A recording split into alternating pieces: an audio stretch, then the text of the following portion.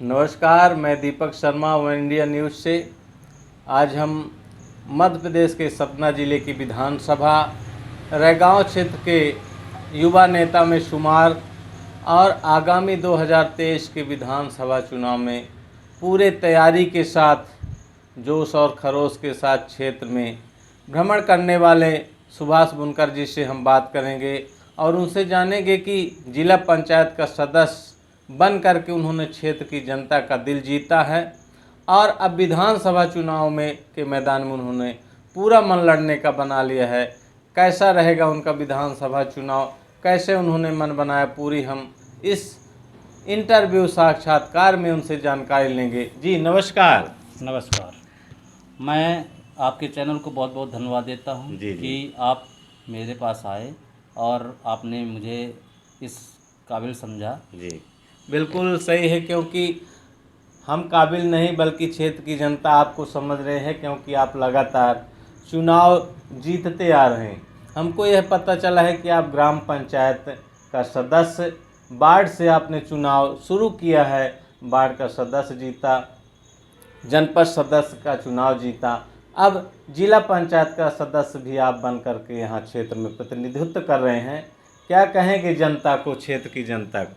मैं जनता को बहुत बहुत सम्मान करता हूं, क्योंकि मैं 2010 में अपने रैगांव ग्राम पंचायत का वार्ड सदस्य का चुनाव लड़ा था। उसमें जनता का बहुत सहयोग मिला और मुझे अच्छी मतों से जितवाया। और साथ ही जब मैं जनपद का चुनाव लड़ा तो भी मेरे जनता जनार्दन भगवान जैसे उन्हें मेरे अपना आधार दिया और मुझे अपना जनपद सदस्य चुना, और साथ ही मैं उनका भी धन्यवाद करता हूं।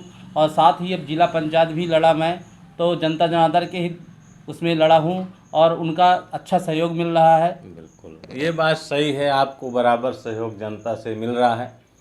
आपका परिचय पहले जनता के बीच में जाए, आप अपना परिचय बता दें, कहाँ के हैं, क्या कैसे आपकी राजनीति में एंट्री हुई, परिचय। मैं रैगांव विधानसभा के ग्राम पंचायत रैगांव का हूं, जी, जो रैगांव विधानसभा रैगांव के नाम से जानी जाती है। मैं उसी गांव का हूं।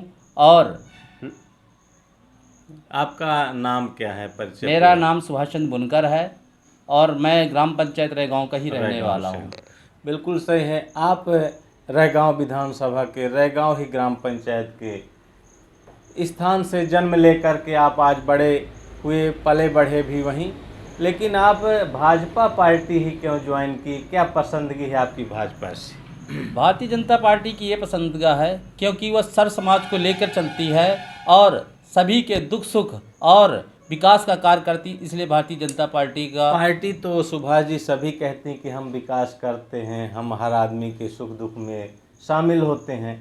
आपको क्या लगता है भाजपा से जुड़ करके जनता को क्या लाभ मिल रहा है, क्या चाहते हैं? जनता का तो देखिए हर चीज़ का लाभ मिलता है। जैसे मान लीजिए अन्न है, लाडली बहना इस समय चल रही है, लाडली बहनों को 1,000 रुपये दिया जाता है और साथ ही लाडली लक्ष्मी योजना भी चलती थी।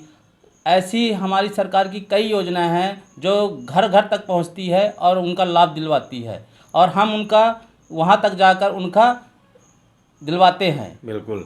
आप इसके पहले, राजनीति के पहले मुख्य पेशा आपका क्या है? मेरा पहले राजनीति के पहले मैं व्यवसायी था और टेंट हाउस का काम करता था। फिर आप राजनीति में कैसे एंट्री की, कैसे शुरुआत की आप? जनता का स्नेह और प्रेम मिलता गया और उन्हें जनता ने बोली कि आप पहले जनपद लड़िए। फिर जनपद लड़ा तो उनका सहयोग मिला, फिर उनका सहयोग मिला, उनने बोला कि हम आप जिला लड़िए, तो मैं जिला लड़ा, उनका सहयोग आशीर्वाद मिला तो जिला पंचायत बना।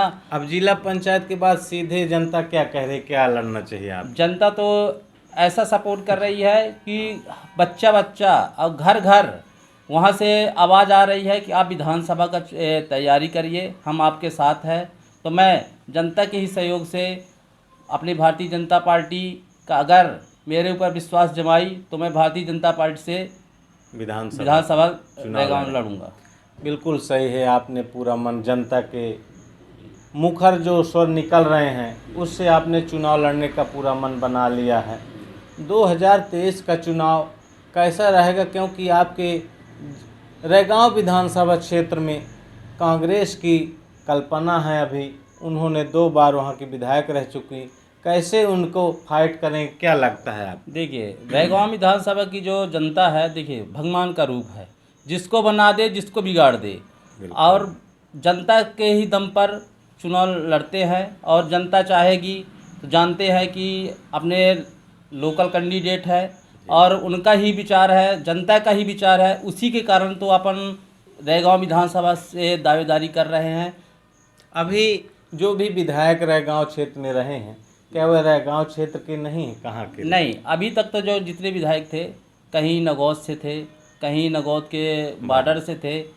अभी लगभग अभी रैगांव विधानसभा का लोकल कैंडिडेट के हिसाब से अगर दावा कर रहा हूँ तो मैं ही रैगांव विधानसभा से दावा कर रहा हूँ। अभी तक के जितने कैंडिडेट थे दूर दूर के थे और बॉर्डर के थे। आप युवा चेहरा हैं, जी। भाजपा भी आपको पसंद कर रही, क्योंकि आप युवाओं के बीच में जाते हैं, उनके बीच में बैठते हैं, हर सुख दुख में शामिल होते हैं, क्षेत्र में अनवरत बने रहते हैं। कुछ और प्रत्याशी भी पहले भाजपा से लड़ चुके हैं, उनको भी भाजपा पार्टी देख चुकी है।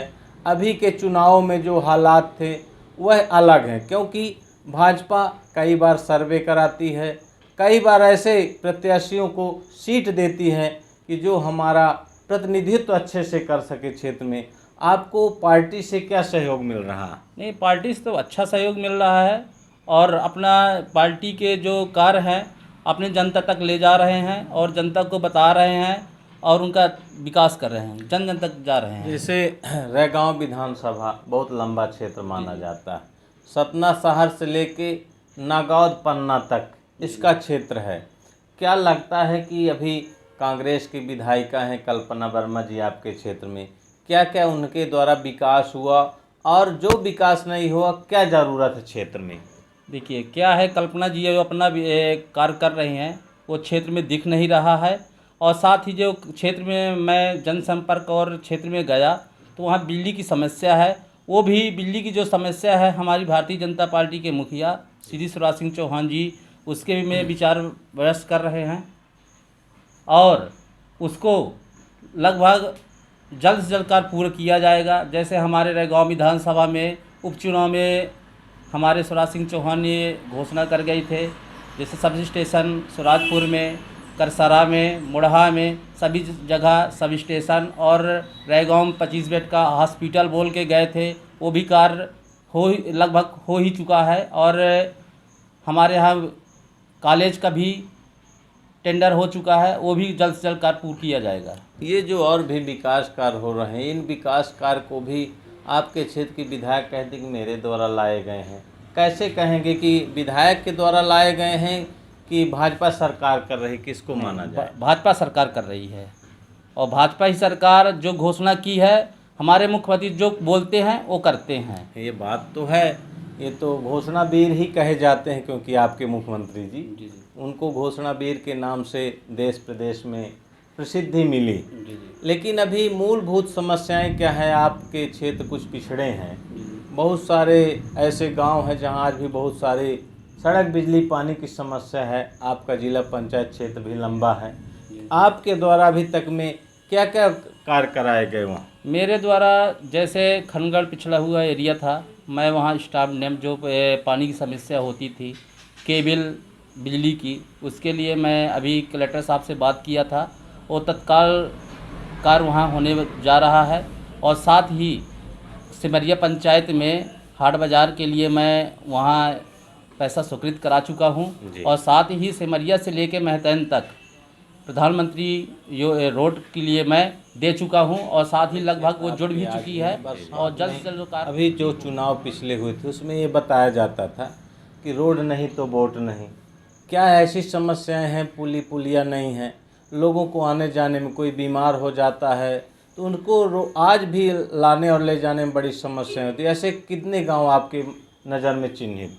देखिए, जैसे चुरहाई थी, वहाँ रोड नहीं थी, मगर उसके लिए भी हमारे सांसद सतना के और हमारी भारतीय जनता पार्टी के लोग वहाँ फोकस किए और रोड के लिए भी कार्य कर रहे हैं, और लगभग वो कार्य भी पूर्ण हो चुका है, संसन हो चुका है, सरकारी काम है, और जल्द से जल्द कार्य में वो भी पूर्ण हो जाएगा। जब चुनाव आता है अभी आपको विकास ही विकास दिखता है, जब चुनाव आता है तब ग्राम की जनता बताती है कि अब हमको यहाँ ये चाहिए।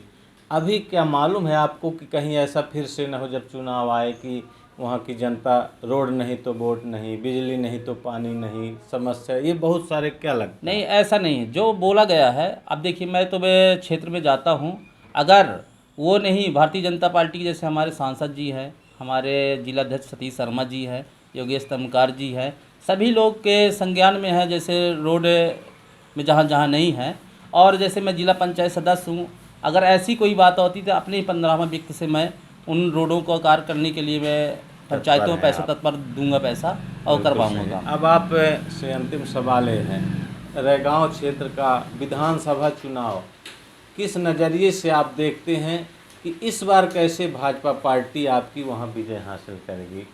देखिए, ये तो जनता का रुख है, और जनता लोकल कैंडिडेट चाहने के कारण मेरे को अगुवाई कर रही है, जी। और मैं इसी के कारण अगर पार्टी अगर मेरे को सपोर्ट करती है और विश्वास जमाती है, जी। तो मैं विश्वास दिलाता हूँ भारतीय जनता पार्टी को कि मैं रैगांव विधानसभा से जीत कर दिखाऊंगा।